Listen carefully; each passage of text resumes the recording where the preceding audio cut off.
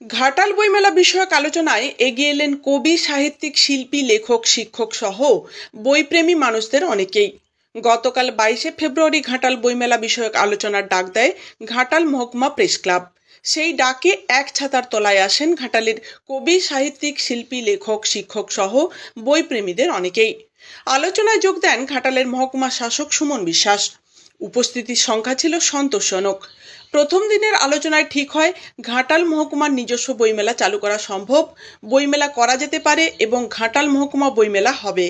তবে মেলা কবে হবে, কোথায় হবে, কিভাবে হবে, তার জন্য কি কি করতে হবে, মেলার খরচ, প্রকাশনক সংস্থার অংশগ্রহণ ও তার যাবতীয় দিক নিয়ে আগামীর আলোচনায় স্পষ্ট রুট প্ল্যান তৈরি হবে। গতকালের আলোচনায় মোট উপস্থিতির সংখ্যা ছিল প্রায় 50 থেকে 55 জন। আলোচনায় উঠে আসে আরও কিছু বিষয়, যেমন বইমেলার স্বতন্ত্রতা, মেলার কমিটি গঠন ও পরিচালনা প্রভৃতি। এ বিষয়ে অনেকটাই দায় বর্তেছে প্রেস ক্লাব সম্পাদক শ্রীকান্ত পাত্রের উপর। তিনি বলেন, সকলেই এগিয়ে আসুন, অন্যান্য মহকুমায় বইমেলা হয়, তাহলে ঘাটাল পিছিয়ে থাকবে কেন? তাই এই ভাবনা, আগামী দিনের আলোচনায় যাবতীয় দিক নির্ধারিত হবে। এটা প্রথম আলোচনায় ঘাটাল বইমেলার উদ্যোগ নিয়ে এগিয়ে এসেছেন অনেকেই।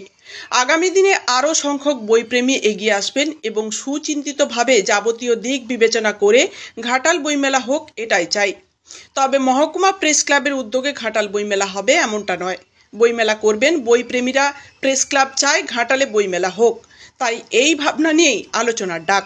প্রথম আলোচনা খুবই গঠনমূলক হয়েছে, সকলকে নিয়ে আগামীর ভাবনা ভাবা হবে।